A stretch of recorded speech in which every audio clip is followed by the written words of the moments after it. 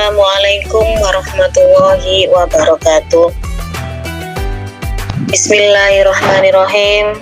Alhamdulillahilladzi arsala rasulahu bil huda wa dinil haq liyudhhirahu ala dini kullih wa kafa billahi syahida. Asyhadu an la ilaha illallah wa asyhadu anna Muhammadan abduhu wa rasuluh. Amma ba'du. Yang terhormat para ustadz ustazah SD Muhammadiyah Menjeng, Bapak, Ibu, wali murid, beserta anak-anakku sekalian, siswa dan siswi SD Muhammadiyah Menjeng, serta tak lupa para pendengar setia di kanal YouTube SD Muhammadiyah Menjeng. Pertama-tama, marilah kita panjatkan puji syukur kita kehadirat Allah Subhanahu wa Ta'ala yang telah memberikan rahmat serta hidayahnya kepada kita semua, sehingga kita bisa menjumpai kembali bulan yang penuh maghfirah ini, yakni bulan Ramadan. Kedua kalinya, sholawat serta salam senantiasa kita haturkan kepada junjungan kita Nabi Muhammad SAW, karena beliaulah sebaik-baik suri tauladan bagi kita semua umat Islam. Bapak, Ibu, serta anak-anakku sekalian, kali ini saya akan memberikan sedikit ilmu mengenai siapa saja golongan orang-orang yang berhak menerima zakat. Golongan yang berhak menerima zakat disebut juga asnaf, yakni golongan orang-orang yang disebutkan dalam Al-Quran surat At-Taubah ayat 60, yang artinya sesungguhnya zakat itu hanyalah untuk orang-orang fakir, orang miskin, amil zakat, yang dilunakkan hatinya atau mu'allaf, untuk memerdekakan hamba sahaya, untuk membebaskan orang yang berutang, untuk jalan Allah, dan untuk orang yang sedang dalam perjalanan, sebagai kewajiban dari Allah. Allah Maha Mengetahui, Maha Bijaksana. Bapak, Ibu, serta anak-anakku sekalian, dari ayat tersebut bisa kita ketahui ada berapa golongan yang berhak menerima zakat yang disebutkan, yakni ada 8. Siapa sajakah di antaranya? Yang pertama yaitu fakir. Fakir adalah orang yang hampir tidak memiliki apa-apa sehingga tidak mampu memenuhi kebutuhan pokoknya sehari-hari.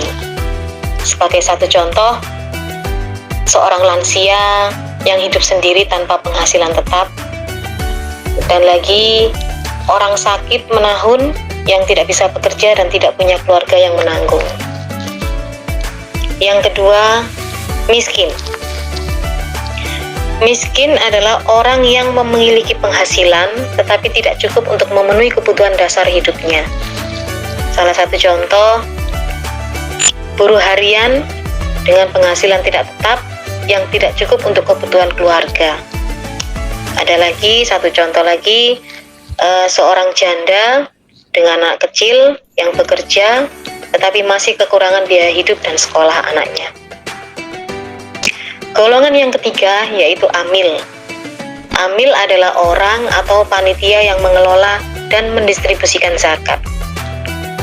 Contohnya yang ada di sekitar kita yaitu pengurus resmi lembaga zakat seperti Basnas, pengurus lazismu kalau kita ketahui, atau panitia zakat di masjid yang ditunjuk untuk mengumpulkan dan membagikan zakat.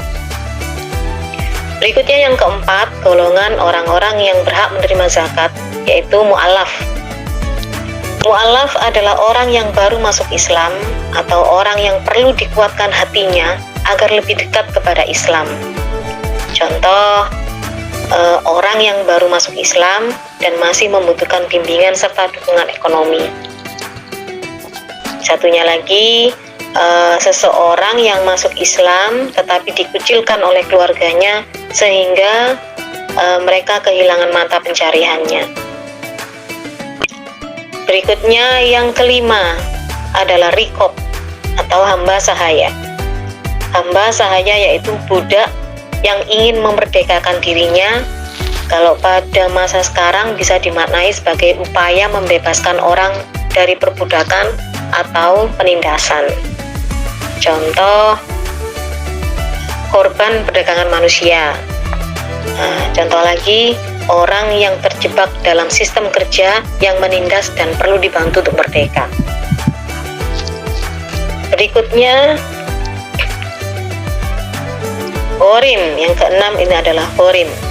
Ghorim yaitu kepala keluarga yang berutang untuk biaya pengobatan anaknya, atau orang yang berutang untuk kebutuhan pokok, bukan untuk kemaksiatan atau gaya hidup.